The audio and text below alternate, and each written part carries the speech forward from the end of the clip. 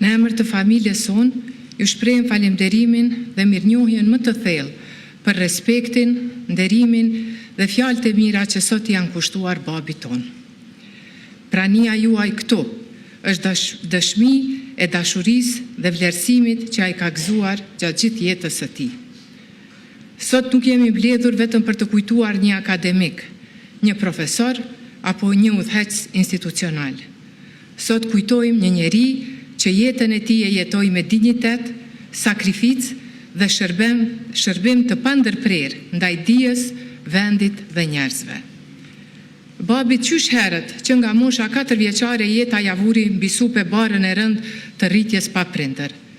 Ishte një fillim i vështirë, po për babin kjo mungesë u shndrua në forcë. Kjo dhimbje në karakter e kjo vështërsi në vullnet të palëkundur për të ecur përpara. Nga ajo fëmijëri e vështirë, ai ndërtoi themelet e një jete të jashtëzakonshme, duke dëshmuar se njeriu nuk përcaktohet nga rrethanat, por nga forca me të cilat i përballon ato. Qysh herët ai ishte i përcaktuar të jetojë dhe punojë për Kosovën.